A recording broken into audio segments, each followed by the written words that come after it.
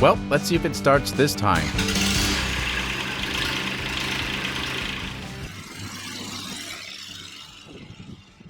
In the previous video, we somehow managed to get the Kubota D722 engine bolted up to the Saturn with some custom motor mounts, and at that point, we were on the home stretch. When we concluded the video, we only had a few more items to button up before we could get the car back on the road. Easy peasy, we thought. Well, in order to get the engine ready for its first start in the car, we had quite a list of things to do. But before we get into some of that, let's do a quick recap of what was done so far. The first hurdle we needed to jump was to modify the Saturn flywheel to fit the Kubota engine. Actually, for this step, we contacted Central Welding in Hutchinson, Kansas for help. They were able to translate my engineering gibberish into a working plan, and then they threw the flywheel into their CNC machine and modified it so it would bolt right up to the Kubota flywheel. With the flywheel and clutch plate out of the way, the next step was to fabricate adapter plates that would mate the Kubota engine to the Saturn close ratio transmission. These adapter plates were made from a 1/4-inch thick A35 steel plate and were fabricated with a handheld angle grinder. Not too shabby. The last major step in this mechanical adventure was to come up with a way to mount the engine to the Saturn using the stock Saturn motor mounts. We ended up fabricating some extension brackets that would bolt to the Kubota engine, and through some convoluted path, somehow these brackets would line up with the motor mount locations under the hood of the Saturn. Now off camera, we fabricated a partial exhaust system that lines up with the original exhaust in the car. And the cherry on top of all this is a little bracket that connects the Saturn throttle cable to the throttle on the Kubota diesel engine. Now all these parts are of course custom built and are one of a kind. Since this will probably be the only Kubota D722 powered Saturn in the world, we didn't bother to document anything other than making a few videos. We really don't see a huge demand for a car like this, and it's just a fun experiment. We also built some custom brackets to mount a Honda Civic radiator into Saturn's engine bay. We chose the Honda Civic radiator because it was small, and most importantly it was cheap. The radiator was justified to the left side of the car so it would have plenty of room for the future turbo upgrade, and that should be fun. Speaking about fun, let's take a look in the trunk, or as they say in the UK, the bonnet. It's boot, dumbass! Oh yeah, the boot. So in the boot, we have a 3 or a 4 gallon fuel tank. I don't really remember which one it is, but it should be plenty big for this project. Now there's a number of reasons we went with this little tank instead of using the tank that's already in the car, and we pretty much covered that in a previous episode. And over here we have the transfer pump that feeds the diesel engine fuel from the tank. This thing costs about $12 and it may not be the best quality, but it does work. Now over here is the battery, and you may ask, why did we put the battery in the trunk? Well, it's to get better traction at the drag strip. It's front wheel drive, idiot. That ain't gonna help. Well, okay. We put the battery in the trunk to keep it from getting stolen. How's that? Tell the people the real reason you put the battery in the trunk. Well, actually, I didn't like the way the battery looked under the hood. It's practically bigger than the engine and it's distracting to look at. People don't want to see a battery when they look under the hood. They want to see the little diesel engine. So, with great expense and a lot of effort, the battery was relocated to the trunk. Let's take a look at the engine before we put it back in the car. Now, someone asked in the comment section how we were able to relocate the oil filter. Well, on this engine it has 2 oil filter locations, and normally one of the locations is blocked off. So what we did is we moved the block off plate to the old location and then installed the oil filter in the location that was previously blocked off. Now down below, we also installed a turbo drain that we'll need when we eventually install the turbocharger. For now, we'll just cap this off to keep the oil from leaking out, but someday soon there will be a turbo on this engine. The exhaust was fabricated in a way that it could be modified in the future for the previously mentioned turbo. Anyway, it gets close to the starter, but being this stuff is directly in the airflow when the car is moving, we don't expect anything to get real hot. The exhaust sneaks under the engine in the limited space between the oil pan and the transmission and exits on the backside of the engine. This puts the exhaust in line with the exhaust system that's already on the car. Now this exhaust is unfinished and we still have to weld a V-clamp on it and make the final connections to the Saturn's exhaust with a braided flexible pipe. Unfortunately, we're running short on time and the completed exhaust will be done later. Well, it's Thursday, and this video has to go live in 3 days. Time's up. Let's see what happens if we connect the battery and light this candle. Oh yeah, so the fuel pump gets its power directly from the battery. This is definitely temporary, and we'll fix this, but not today. So like I mentioned, this car is not exactly finished, especially the electrical system. In order to start the engine, we'll need to hotwire it. These wires here go to the 2 relays on the firewall. One relay is for the glow plug, and the other's for the starter. So let's energize the glow plugs first. The glow plugs need to be kicked on for about 10 seconds, and this helps ignite the diesel fuel on a cold engine. Once the engine's running, the glow plugs are no longer needed. Alright, well, let's hotwire the starter and crank it over.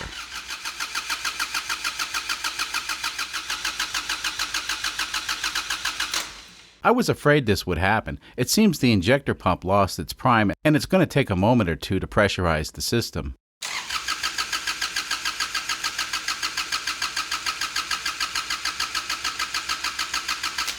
Well, it took a bit longer than a moment, and after a few more minutes, the diesel fuel finally reached the injectors. Let's give it one more crank.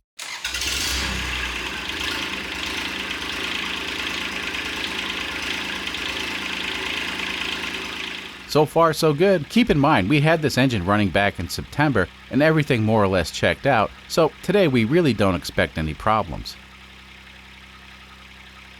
The only thing we really need to do at this point is let the engine run long enough for the thermostat to open, then we can top off the coolant.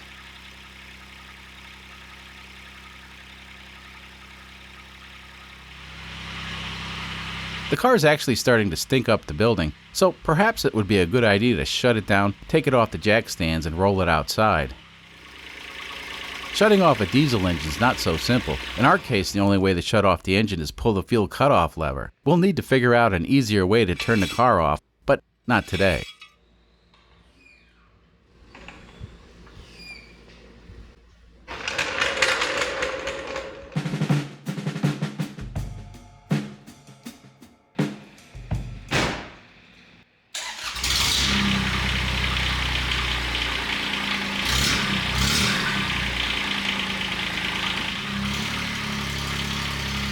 So yeah, apparently the clutch works, and it has a real nice feel to it.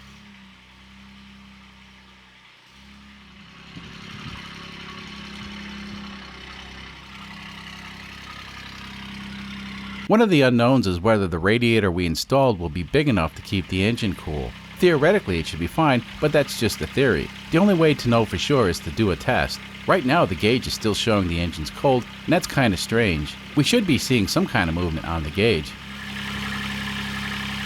Well, after about 10 minutes idling, we were finally able to get some heat from this engine. The gauge is showing about 170 degrees Fahrenheit, which is still too cool, but doesn't want to go any higher. Let's see what happens when we place a fan in front of the radiator. Since the engine's equipped with a thermostat, and yep, I did check the thermostat is in place. Anyway, putting the fan in front of the radiator should not affect the engine temperature.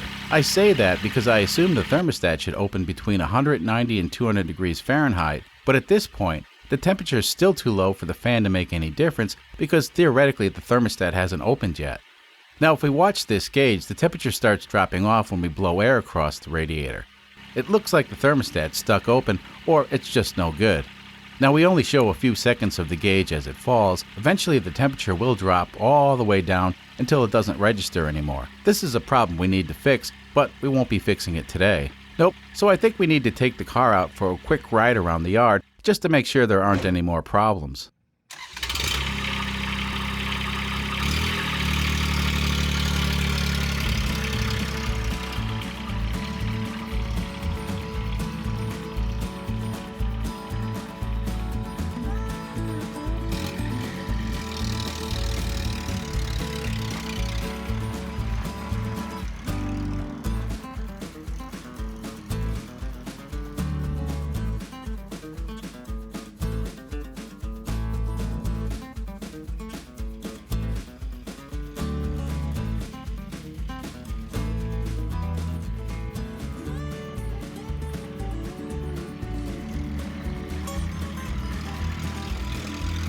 So this car kind of drives like a diesel-powered tractor, and if you ever driven a diesel tractor, you would instantly know what I'm talking about. What I mean by that is, the foot throttle is connected to the governor, and the engine responds to the throttle input differently than you would normally expect. Actually, now that I think about it, this throttle behaved very similar to the robo throttle we built and tested a few episodes ago.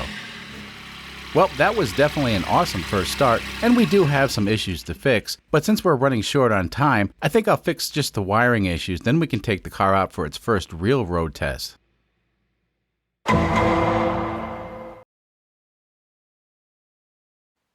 Last evening I went ahead and fixed the wiring so the car starts from the ignition switch and the rest of the electrical system more or less works. Well, everything except the alternator. We don't need the alternator today because the car really doesn't use much electricity after the engine's been started. We'll fix the alternator, but not today. Let's take a look inside the car. So this instrument cluster is completely useless. We'll be using an aftermarket temperature gauge, so this gauge doesn't matter. The tachometer, well, that ain't going to work on a diesel engine. The speedometer, well, that may work at some point, but not today. And the fuel gauge, well, that's never worked, so no big loss. Anyway, for the speedometer, we'll be using a GPS speedometer that we've used in the past, and of course we have the temperature gauge temporarily mounted right here.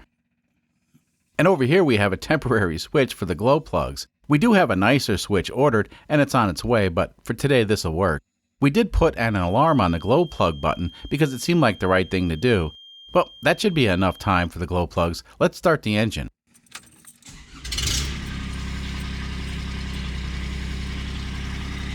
Well, there's no check engine light, and that's a relief. We must have done something right. All right, let's go for a ride.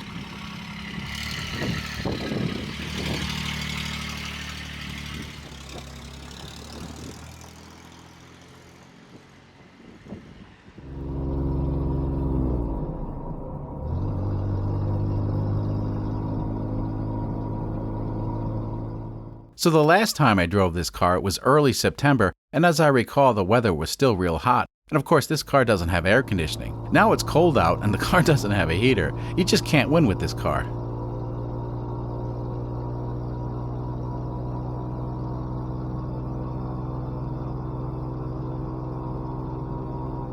So right away, the car has a weird feel to it. And like I said before, the throttle works differently than what you'd normally expect on a car. Now, because this is a diesel engine, it doesn't produce vacuum for the power assist brakes, so there's definitely extra effort needed to apply the brakes. Now, I've driven plenty of cars and trucks without power brakes, and these brakes seem fine, but we may install an electric vacuum pump so we can restore the power assist. I'll have to look into that. Well, since we have a full crew today, let's shoot a 0 to 60 video. Well, maybe just a 0 to something video. The clutch works perfectly in all regards. Basically everything's brand new and it feels like it. The extra weight of the clutch components doesn't seem to have a noticeable effect on the way the engine revs up. A lot of folks voiced their concerns when we put together this clutch system. The extra weight certainly has some effect, but it all feels natural. I mean, after all, this is a small tractor engine powering a car, and it's hard to say what's normal at this point.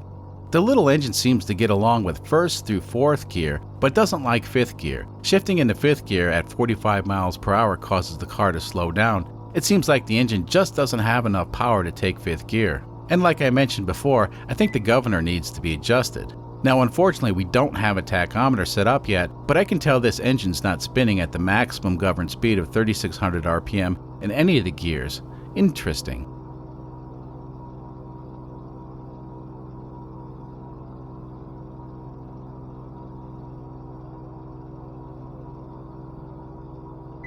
There you have it. Top speed in fourth gear is 45 miles per hour, and it took over a minute to get there. Something doesn't seem right. Let's head back to the shop and take a look.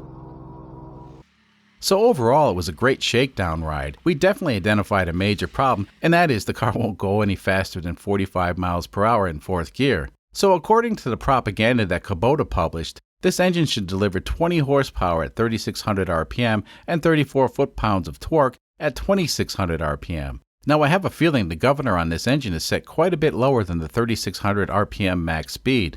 If we use this gear ratio to speed calculator and plug in the necessary data from the Saturn's MP3 transmission, well, the top speed in fourth gear should be 57 miles per hour at 3600 RPM. Now, keep in mind, this calculator assumes that you have the horsepower to actually go 57 miles per hour, because when you go above 40 miles per hour, aerodynamic drag starts absorbing a lot of power, and our diesel-powered Saturn is cutting it real close, especially since we were driving with the hood or bonnet off the car. Let's do another calculation. So at 2800 RPM in fourth gear, we get a calculated speed of 45 miles per hour. And that sounds about right. And just to confirm that, we checked the calculated speed of third gear at 2800 RPM, and sure enough, that lined up with our observations. So it looks like the governor is adjusted for a maximum speed of 2800 RPM.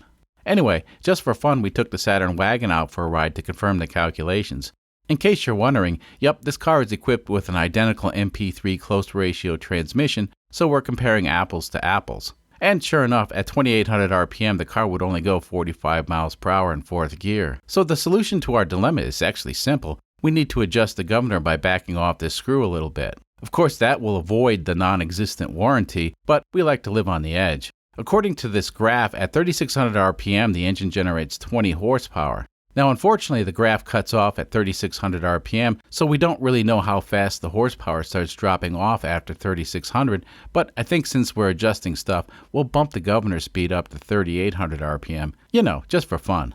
Let's take one more look at the gear ratio calculator. Now, if we bump the governor up to 3800 RPM, that should get this little diesel-powered Saturn up to almost 61 miles per hour in 4th gear. Now, I'm not sure if that's pure fantasy, because we may not have enough horsepower under the bonnet to push this car that fast. I reckon we're cutting it real close at this point, and only time will tell. So making YouTube videos is all about making videos on interesting topics, and this project just got more interesting. I think at this point, turning this screw will put the engine in the zone, and we'll see significantly better results. We are so close, but at some point we have to stop filming and start putting the video together to release in 2 days. Now, I'm disappointed to tell you folks that we'll have to continue this adventure in the next video. If you made it this far in the video, thanks for sticking around. Now, I'm sure there's folks in the audience that are saying, "That engine's too small." Well, we knew that from the beginning. This engine's only 719 cc's, and it really doesn't make a lot of power. But in the past, we got a 212 cc engine propel a car up to 54 miles per hour, and a 420 cc engine up to 70 miles per hour. How fast can we get this little diesel to go? Well, the only way to be sure is to subscribe and join us on our journey. Now, if fuel economy is your thing, we will certainly be collecting data on that as well. Until next time.